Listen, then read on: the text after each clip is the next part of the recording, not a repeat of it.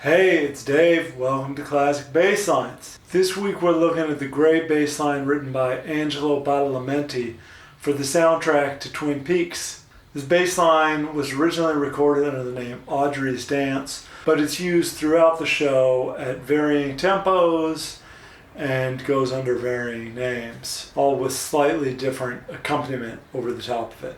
I guess the bassline's the accompaniment, but whatever, not on this show. It's like a mock jazz, beat poetry, walking bass line kind of thing. Really captures the Twin Peaks vibe.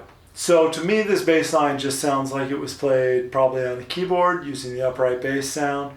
I'll show you how to play it on the upright. It's really no different. If you want to do it on the electric, you can do that. It might be a little harder to follow along if you, because you wouldn't be able to see my frets. But as always, the tab is available on the website. Follow the link in the description below, classicbasslines.com. So there are two parts to this bass line. There's sort of a part bass line, and then there's a B part, which is like a alternate ending for the A part, and it sort of will get stuck in a loop on that B part a bit. So I'll show both of those to you. All right, here's the first part slowly. It won't be much slower than normal. It's a pretty slow bass line.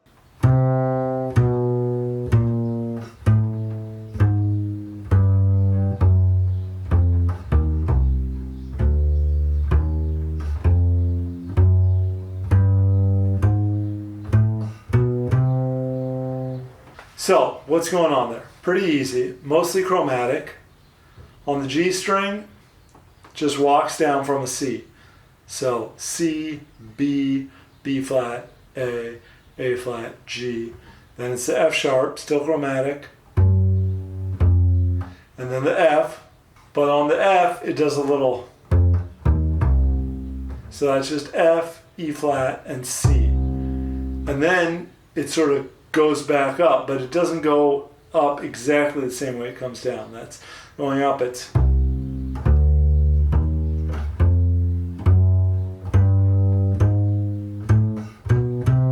So that's C, D, E flat, F, F sharp, G, A flat, and then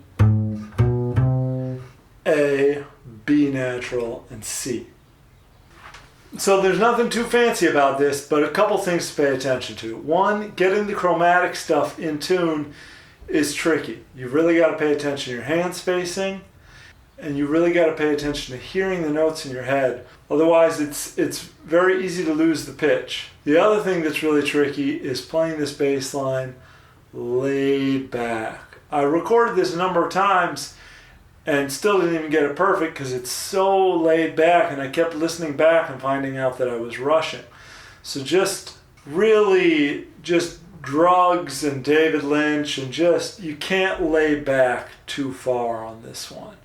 You want to give each note its full value. If you rush, it totally loses the vibe. Okay, so here's the second part slowly.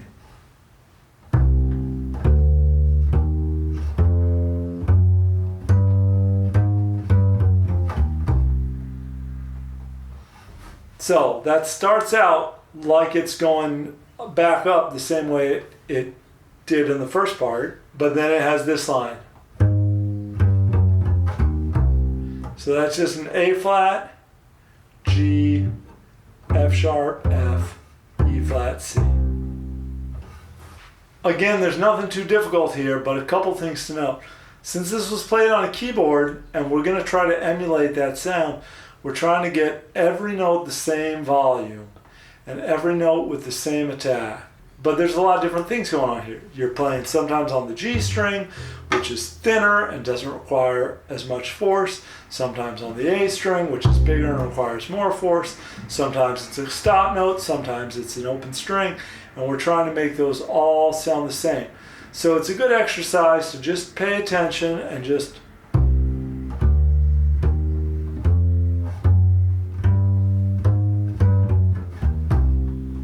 really try to make them all sound like they were just kind of hit on a keyboard and you couldn't tell which one was the open string or not.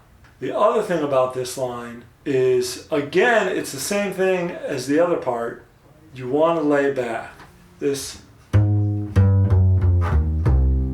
That triplet there is so, I mean, to me it sounds really laid back. It's probably just, done on MIDI and it's just an exact triplet at the right tempo. But for me, I tend to always feel like I'm going to rush there. And again, if you can just lean into that more, you'll really capture that Lynchian dreamscape vibe.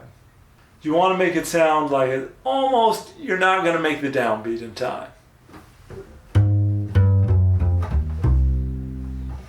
Okay, I think that's it. I hope this was clear. Please like and subscribe.